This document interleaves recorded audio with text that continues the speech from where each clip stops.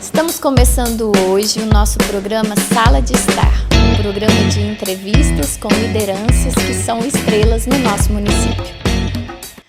Olá pessoal, nós estamos aqui hoje com duas estrelas maravilhosas na nossa Sala de Estar, que são a Virlene e a Lauriane. As duas já fizeram parte da minha vida em algum momento, né? A Lauriane foi criada aqui no meu bairro, nós somos criadas juntas aqui na Vila Floresta. E a Virlene, amigona da minha irmã caçula, e nós pudemos conviver também durante um tempo, né, da juventude da Priscila.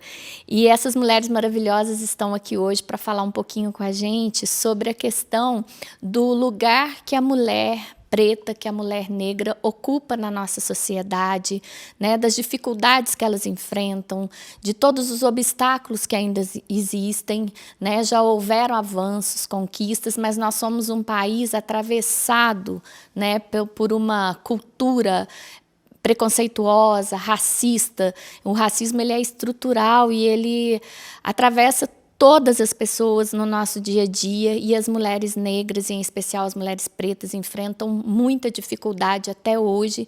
Então nós queremos falar sobre isso, sobre a situação da população negra no nosso município, o que vocês passam, como é isso para vocês, em especial mulheres, porque se já é difícil para um homem negro, para uma mulher negra, muito mais, né? Então, gostaria que vocês falassem um pouquinho sobre isso, sobre a história de vida de vocês, sobre as dificuldades que vocês ainda enfrentam em pleno século XXI. Interessante, né? Eu costumo dizer que nós somos o grito entalado dos nossos ancestrais. Hoje a nossa voz começa a ecoar, porque hoje a gente tem lugar de fala. Mas a mulher preta em si, né? Eu como mulher preta, eu não sofri racismo na minha infância. Eu venho de uma infância onde eu fui blindada, sabe? Assim, a minha mãe, eu estava contando ali que minha mãe ela puxava meu cabelo, assim, então ela fazia um rabo assim e quase trazia raiz porque meu cabelo não podia ficar armado. Então, era uma forma da minha mãe me blindar de alguma forma, né? Uma mulher branca, casada com um homem preto, para que eu não sofresse o racismo. Então, eu costumo dizer que eu me autoconheci, eu conheci a Lauriana. A Lauriana é mais nova do que meu filho tem 11 anos. Então, eu fui conhecer o meu cabelo, que a gente tem um caso de amor, em 2018. Então, eu estou muito recente ainda com o meu autoconhecimento como mulher preta. Então, hoje eu entendo que muitas coisas que eu vivi foi realmente um blindar da minha mãe para que eu não percebesse que chegasse ao racismo. E o racismo, realmente, você usou aí um termo muito conhecido, que o racismo é estrutural. Mas é uma triste realidade dos nossos dias, né, como mulher. A mulher preta ela é vista como um objeto sexual esplêndido, né? Todo homem deseja uma mulher preta na cama. A mulher preta ela é vista sempre com 50% de possibilidade de estar à frente, né? Se a gente chega aqui e uma mulher preta serve um cafezinho, tá tudo certo. Mas se a gente chega aqui e a mulher preta é a estrela, opa, já não é tão normal, né? Visto assim. Então, hoje eu sou, sim, uma mulher preta empoderada, casada, tenho uma realidade bem diferente. Eu costumo dizer que eu sou casada com um príncipe, porque nem sempre foi assim, né? Você me pediu lá um mínimo currículo, então quando eu ponho lá filha amada do Deus Altíssimo, eu costumo destacar isso, porque nem sempre foi assim, porque pelo fato do meu pai ter sido ausente, eu tive uma dificuldade de me relacionar com Deus, por conta dessa falta dessa autoridade na minha vida. Depois eu tive o meu casamento com um príncipe, porque nem sempre foi assim, né? Eu sempre busquei ter alguém que me desse a mão, e hoje eu sei que as mulheres pretas querem ter esse relacionamento de um homem que honre elas, que dê a mão, que ande com elas na rua, que fala, olha, ela é minha esposa ou ela é minha namorada, e não só alguém que encontra clandestinamente, né? Fui mãe aos 40 anos, uma gravidez normal, que também costumo destacar, porque não é assim, né? Hoje nós temos aí mulheres que sofrem na maternidade porque é a mulher que o neném sai rápido, né? A preta aguenta tudo. Não é assim, a mulher é só mulher. A cor da nossa pele não significa que nós somos mais fortes, nós somos mais resilientes. Então, a gente vence aquela luta. Mas não é hoje a maternidade, a mulher preta ela pode esperar o parto. Não, ela está com dores também. É a mesma dor. Então, precisa sim uma luta, precisamos ter essa luta de lutar e vencer essa luta de que a mulher preta não é a mulher que está só para servir. Não, a mulher preta ela está em altos padrões, a mulher preta está elitizada, e é sobre isso. E a gente precisa ter esse conceito de que nós não somos só as serviçais. Né? Isso precisa ser mudado. A gente precisa estar em lugares onde a gente tome decisões. E, para isso, a gente precisa ser empoderada. Sem empoderamento, nós não vamos conseguir chegar. E nós temos chegado porque nós temos ganhado esse lugar de fala, e esse lugar de fala tem dado a nós essa autoridade de chegar e se impor. Eu penso isso. Não sei se a Virlene concorda. Então, meninas, é muito interessante isso, porque quando vocês falam, né, hoje nós temos um lugar de fala. Um lugar de fala que foi conquistado, né, que não foi dado. Porque se a gente fosse depender de alguém para nos dar um lugar de fala, nós não teríamos. Tudo que nós temos foi conquistado através de luta, né, das mulheres que nos antecederam. E na situação de vocês, né, que nós tivemos um país colonizado, em que as pessoas pretas foram escravizadas, a situação de vocês ainda é mais gritante do que de todas as outras mulheres. Porque, como a Virlene já havia dito no outro momento que nós conversamos, nós conseguimos a nossa emancipação antes, a mulher branca, né? E vocês ficaram atrás em tudo. Né? E agora que vocês estão avançando nesse processo, desse reconhecimento, de ter esse espaço de fala, porque voz nós temos, eu sempre digo isso, voz nós temos, nós precisamos ser ouvidas. Né? E é muito interessante esse movimento todo que a gente vê crescente, né, nos últimos anos, e desse empoderamento que vocês falam o tempo todo. Né? O que nós queremos é isso, mulheres emancipadas, mulheres ocupando espaços. Nós temos capacidade para isso, mulheres pretas têm capacidade para ocupar os espaços. E aí a gente poderia falar um pouquinho sobre a questão da equidade, porque não adianta a gente falar de igualdade se nós não temos equidade. Se nós não conseguirmos um lugar de oportunidades iguais entre homens e mulheres, de oportunidades iguais para as mulheres brancas e as mulheres pretas chegarem no mesmo lugar de fala, com a mesma oportunidade, né, entre elas. Porque, por exemplo, eu vou citar um exemplo da escola, que eu sou professora. A gente observa que os alunos das escolas particulares, na sua grande maioria brancos, são os alunos mais bem preparados para entrar na Universidade Federal, que é pública, que não é paga, e que teriam condições de pagar uma faculdade particular. Os alunos de escolas públicas, que são, na sua grande maioria, as pessoas pretas, que têm menos oportunidades e por isso elas estão nesse lugar da escola pública, elas não têm a mesma base que um aluno de escola particular tem para entrar na universidade. Né, e disputar de igual para igual essa vaga. Por isso existem as cotas, né, para que essa pessoa tenha a garantia de um lugar na universidade, como o branco tem, que foi mais bem preparado por conta da questão financeira. Né? Então, quando a gente fala do lugar da equidade, é esse lugar que oferece oportunidades iguais para todos chegarem no mesmo patamar, no lugar que eles querem alcançar. E a gente precisa disso para ocupar esses espaços, né? Esses espaços decisórios, esses espaços importantes para todos nós. Então, eu queria, gente, eu faço um trabalho, né, com mulheres há muito tempo, mas eu não tenho esse lugar de fala que vocês têm. né? Eu não entendo a dor que vocês sentem do racismo, né? Da exclusão social, de ter vivido durante anos às margens da sociedade, de ser vista como uma mulher objeto sexual. Vocês têm essa visão. Então, eu queria que a Virlene falasse para a gente um pouquinho sobre isso, Virlene, sobre esse lugar de fala, mas essa equidade, oportunidade igual para chegar nesse lugar e ocupar esses espaços. Boa tarde, pessoal. Boa tarde, Mônica. Como você realmente disse, é questão de equidade mesmo, né? Eu acho que um certo ponto vai chegar um dia que poderemos sim falar em igualdade. Mas, por enquanto, a palavra a ser dita é realmente a equidade, tá? Porque não adianta dar direitos iguais agora. Agora tem que ter uma diferenciação, que é uma reparação que foi feita lá atrás. Tá? Uma reparação, porque nós fomos impedidos de fazer uma coisa, não porque nós não queríamos, ou porque nós fôssemos folgados, ou porque, preta é folgada. Não, nós fomos impedidos. Tá? Então, a partir do momento que nos foi dada essa oportunidade, não tem como ser igual. Não tem como ser igual, não tem como competir tete a tete, porque vocês já estão lá na frente. É a mesma coisa, tipo, um muro de 2 metros, eu tenho 1,30 m e ela tem 1,80 m.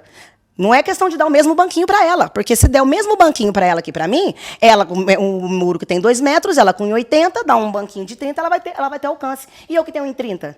O banquinho, para mim, não vai fazer diferença nenhuma, porque eu vou continuar por baixo do muro. Então, essa é a questão que a sociedade tem que entender, é essa que os nossos governantes, os nossos políticos têm que entender, que equidade é justo que eu tenha a mesma visão que ela. Mas, às vezes, para eu ter a mesma visão que ela, não é a mesma altura que eles têm que me dar. Para ela, 30 centímetros basta. Para mim, não. Entendeu? Então, essa questão que precisa ser falado, é o que precisa ser batalhado, porque nós, mulheres pretas, batalhamos muito. Nós, como as mulheres, batalhamos todos os dias. Nós batalhamos todos os dias. Só que a mulher preta ela tem que batalhar 2 vezes. Uma por ser mulher, então já estamos atrás. Outra por ser mulher preta, então a gente está 2 passos atrás. E se a gente não se colocar 2 passos à frente para ficar ali, ó, tete a tete, não vão nos colocar, não vão. Isso é fato.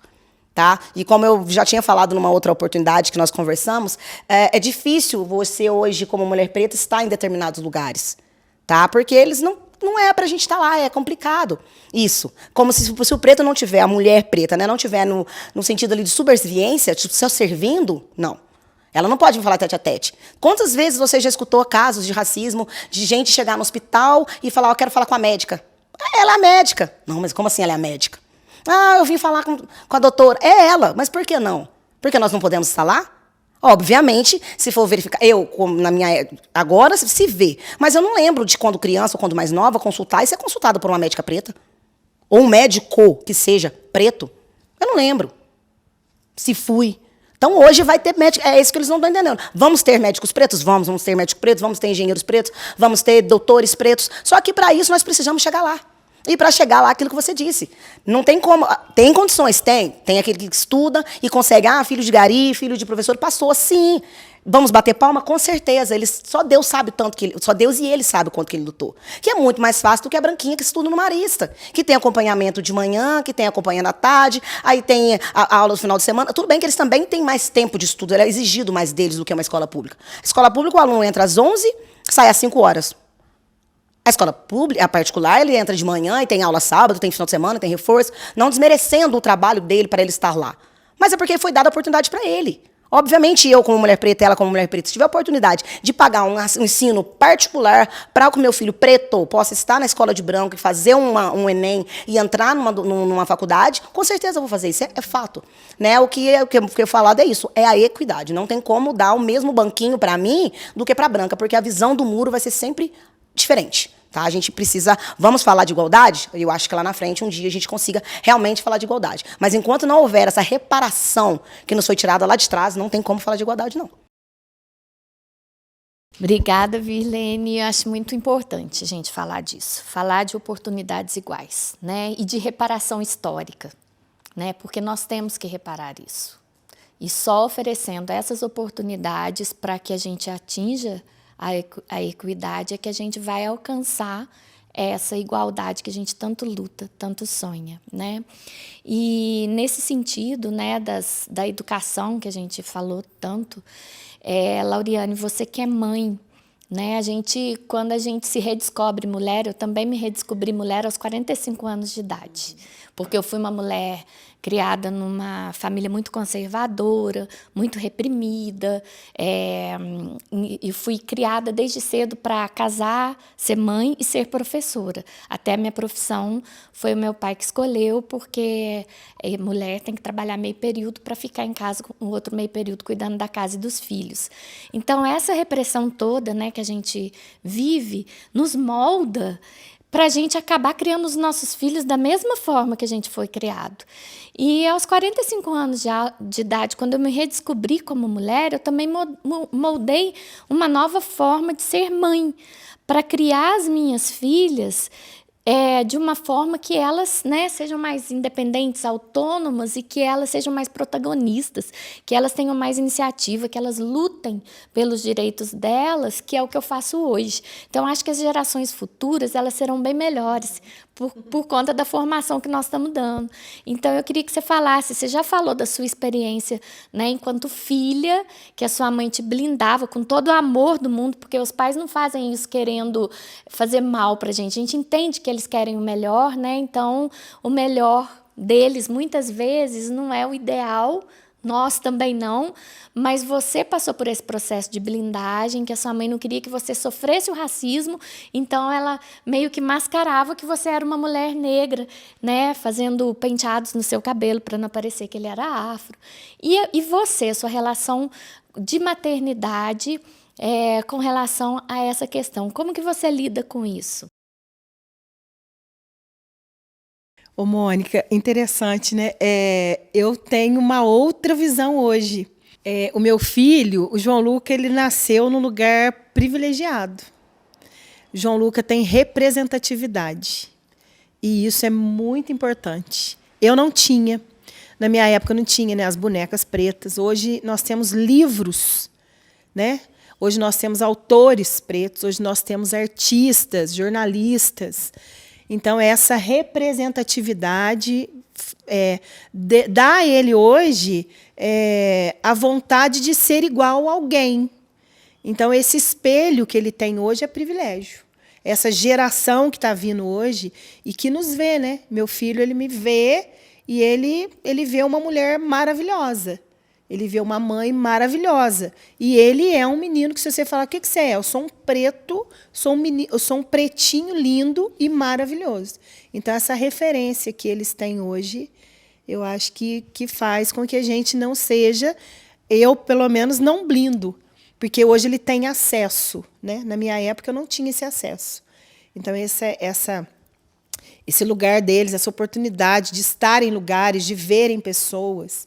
Eu fui num evento lá na inauguração da CUFA e meu menino falou, mãe, quanto preto bonito e quanto preto de iPhone. Então, essa representatividade é muito importante, porque vai existir situações. O racismo não é um problema nosso, não é um problema do povo preto. O que a gente precisa hoje é lutar para um mundo antirracista, né? Quem precisa ouvir a história do preto é o que você falou. Hoje nós temos lugar de fala, mas nós temos quem quer ouvir. Então, quando as pessoas começam a ouvir a nossa história, porque eu preciso ouvir a tua história, eu não posso criticar sem ouvir quem é a Mônica, o que você fez, né? Eu tenho que saber da tua história. E é a tua história que vai me fazer te admirar ou não. Então, é necessário as pessoas quererem ouvir a história do preto, porque o racismo não é problema nosso. Nós hoje estamos lutando por um mundo antirracista. Então, meninas, nessa linha aí do que você está falando, Lauriane, né, da história do povo preto, o que a gente observa é que muitas pessoas não sabem nem a diferença dos termos, né? O que é pessoa negra, o que é pessoa preta, e tudo isso é aprendizado. Eu sei que é uma coisa que parece básica, simples, mas se vocês puderem explicar a diferença disso para as pessoas que ainda não conhecem, né? São situações que eu acredito que nem seja por maldade, né? tem um termo muito usado que eu não concordo, né? Não faz parte dos meus princípios, que o povo põe #fogo nos racistas. Não concordo com essa frase. Eu não quero que nenhum racista morra queimado. Eu quero que ele tenha sensibilidade para ouvir a nossa história. Então, se a gente for ouvir, né, o pejorativo de preto e de negro, né, tudo que vem do negro é ruim. A magia é negra. O buraco é negro. Mas se eu vou comprar um carro, o carro é preto. A grana é preta. O ouro é preto. Então, por que eu quero sempre simbolizar o negro como algo ruim? Então, e por que não preto? E por que hoje ainda tem esse conceito? Falo ou não falo? Porque, infelizmente, muitas pessoas pretas não se consideram, não se reconhecem pretas. Então, o próprio preto não se aceita preto. Ah, eu não sou preta. Não sou tão preta assim. Então, se você não se conhece, se você não se respeita, como que o outro vai te reconhecer? Então, quando você começa a se aceitar e quando você se posiciona, automaticamente as pessoas vão te questionar. As pessoas do teu ciclo de amizade, eles vão te perguntar, olha, eu tenho essa dúvida. E aí, é preto ou é negro? Né? Então, é tudo uma questão de letramento. Nós precisamos ter pessoas que tenham interesse em conhecer a história e saber falas antirracistas, preconceituosas, né? E é falando. Como que eu vou saber o que você gosta de comer se eu não te conto, se você não me falar? Ah, eu gosto de frango com quiabo. Mas você vai chegar na minha casa, eu vou te servir uma massa, porque eu não sei. Mas se você me falar, aí você vai aprender, não é? Posso complementar? Claro. Complementando o que ela diz, realmente é isso. Né? O negro é uma palavra que ele vem de negrume, ele vem de sujeira. É um termo que os brancos antigamente criaram para nos ofender. Não é para melhorar, mas eu não posso falar preto, eu tenho que falar negro, porque se eu falar preto, ela vai achar ruim. Não. Na verdade, o negro vem de negrume, que eles criaram essa palavra para menosprezar o preto. Você pode ver que nos outros países, por exemplo, nos Estados Unidos, tem várias movimentos, né? Black Lives Matter. Vidas pretas importam. Só aqui no Brasil que tem o negro. É preto, é black, é preto. Entendeu? Ah, mas eu não sabia. Muito tempo, né? O que é o conhecimento? Por muito tempo eu sempre falava, não, preto é cor. Eu não sou preta. Até a gente ir aprendendo. Né? O conhecimento é a base de tudo. Então, se você não conhecer, às vezes muito amigo meu pergunta, mas como que é? Eu não posso falar preto. Eu falei, não, é preto. Ah, mas aquela menina negra, preto. Tá? E não necessariamente para você falar daquela menina, ou daquele menino, ou daquele rapaz, você tem que pôr a cor. Uhum. Você fala fulana, pronto. Ah, eu falo preto, não. Fala fulana, acabou. A Virlene. Ah, aquela menina preta, aquela menina. A Virlene. Aquela moça. A garçonete. A advogada. A doutora. Se você não sabe o que dizer, se você não sabe se fala negro ou preto, fala só a pessoa, né? Se você souber o nome, melhor. Ah, Virlene, de que eu chamo? Preto ou negro? Virlene. Né? Eu acho que é mais fácil. As pessoas não têm o hábito de falar aquela menina branca, né? Não. Mas aquela menina preta, sim. E aí a gente, né, voltando assim, pegando um gancho ainda no que você falou da história, né? Isso é mesmo, né, resquício de todo um período de escravidão e de opressão que nós vivemos, que as mulheres viveram em um determinado período da história e que causa tanta desigualdade, violência de gênero, violência doméstica até hoje, que os pretos viveram, que os indígenas viveram, e que a gente precisa reconstruir isso, e juntos, sabe? Eu acho que nós precisamos nos unir para combater o racismo, para combater a misoginia, para combater a LGBTfobia. Isso tem que ser uma união das pessoas, que nós somos tidos como minorias, né? Mas nós não somos minorias, nós somos a grande maioria da nossa população, e nós temos força e capacidade de juntos avançarmos.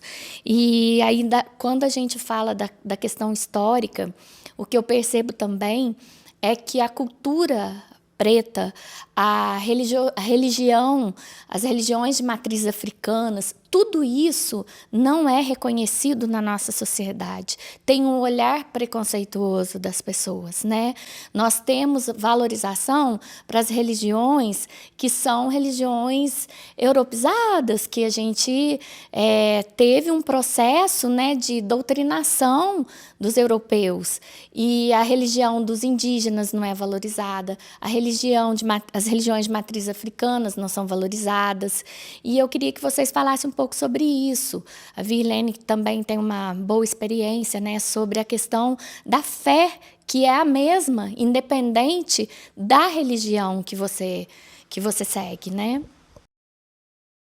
Então, as religiões de matriz africana, elas já pelo fato de você já vir de matriz africana, já é mal vista, né? Então, nós temos pessoas que cultuam deuses brancos, né, que são cultuados, né, e são aceitos. Se você for falar dos deuses africanos, a gente já vê como coisa errada, né? A gente já vê como uma coisa que não pode ser. Né? Hoje eu frequento, né, já tem um tempo, mas falando do dia de hoje, eu frequento a religião de matriz africana, tá? A religião Umbanda, porém, até mesmo dentro do centro de Umbandas, a maioria, mesmo sendo de matriz africana, a maioria são brancas. A primeira vez que eu fui, eu olhei tanto na corrente, branco, tinha uma pretinha só. Aí eu fui olhar em volta, branco. Falei, gente, mas cadê os pretos? Né? E depois de um certo tempo eu perguntei para o Nath, que é o responsável da casa, e realmente é isso, a gente ainda está preso. Né, de não ter aquela liberdade de escolha. Porque uma vez que nós já sofre preconceito por ser mulher, já sofre preconceito por ser preta, ainda vai sofrer o preconceito da religião. Então, eu estou triplamente ali me colocando no muro para ser metralhada mesmo. Né? Mas, assim, você vê menos. Porque a gente já está com aquele movimento anterior. Tá? Se você for, a maioria dos pretos hoje, eles estão dentro das igrejas evangélicas. Não é nem na igreja católica, nem em outras religiões de matriz africana, que nós temos Umbanda, né? Nós estamos hoje na igreja evangélica. Porque foi uma coisa de doutrinação, de ter aquilo, de ser mais, digamos, acessível, de estar mais ali. Então, hoje ainda tem, como ele já tem aquele preconceito da cor, já tem o preconceito do sexo, do gênero, da opção, então ainda tem ainda esses preconceitos, ele não vai procurar um mais um. Né? Então, para nós, hoje, termos esse centro, poder frequentar, né? Hoje passaram lá atrás muitas dificuldades, né? Tiveram lá atrás. Para hoje, não, eu sou Umbanda, sou uma mulher preta Umbanda. Me considero linda, me considero isso, e ainda de tudo sou Umbanda. É mais complicado, é muito mais fácil você já ir naquilo que já está doutrinado, aquilo que você vai ser aceito, que é um preconceito a menos. Né? Você só é mulher e você é preta, pronto. Agora, você é mulher, preta e já de religião de matriz africana, né? Aquilo que ainda é vista como errado, que não tem nada de errado, pelo contrário. Né? Ali é o bem, é a prosperidade, ali é justamente para a gente cultuar aquilo que o nosso pai lá de cima ensinou, que ele é o mesmo. Né? Ele é o mesmo da igreja católica, da igreja do evangélico, lá no centro, ele é o mesmo. Então, a gente está aqui para fazer aquilo que ele falou, né? Meninas, eu quero, caminhando agora para o final, né, agradecer muito a presença de vocês e essa oportunidade de aprendizado. Porque, como eu disse, é um espaço de fala de vocês. Vocês sabem, vocês falam com propriedade porque vocês vivem. A gente quer estar, né? Nós queremos estar juntas, todas as mulheres, nas lutas que são de todos, né? Mas a luta de vocês, ela é maior. A luta de vocês, ela é diária, ela é sofrida, né? Ela é bem mais ampla do que a nossa, mulheres brancas. Então, estar com vocês, ouvir vocês, as experiências que vocês têm e a capacidade que vocês têm para debater sobre algo que é legítimo para vocês é muito importante para nós. E eu queria, inclusive, aproveitar a oportunidade para convidá-las, porque nós temos um cineclube, a Líbia faz parte comigo, e a gente sempre faz roda de conversa com mulheres, às vezes com homens também, eles participam, para debater sobre a divisão sexual e racial do trabalho, e eu acho que vocês têm muito a contribuir nas nossas rodas de conversa. Então, já fica aqui o meu agradecimento e o convite para novas oportunidades para a gente estar junto, né? E só fortalecer esse movimento nosso, tá bom? Eu quero agradecer essa oportunidade, né? Eu acho que é muito interessante, realmente, a gente precisa falar sobre isso, trabalhar para um mundo antirracista, amar o meu próximo, independente do que ele acredita, de quem ele segue, né? Eu preciso amar o meu próximo, esse é o ensinamento. E essas rodas de conversa, esses bate-papos, esses encontros, faz com que a gente ame realmente, né? Viva exatamente aquilo que a gente fala. E a gente precisa trabalhar isso, né? Por uma sociedade antirracista, que nós somos um povo. Nós precisamos viver como um povo.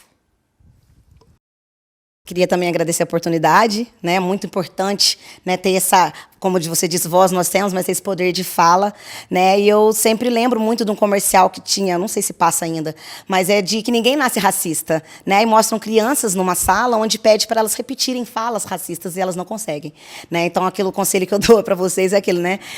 Ninguém nasce racista, continue criança. Então, vamos ali com o pensamento de criança, com a ingenuidade de criança, realmente ver a pessoa pelo que ela é, não pelo que ela, a cor da pele, ou pelo cabelo, ou pelas fisionomias, ou por corpo, por expressão, né, tamanho. Vamos ver a pessoa como pessoa, independente da cor da pele e o que for.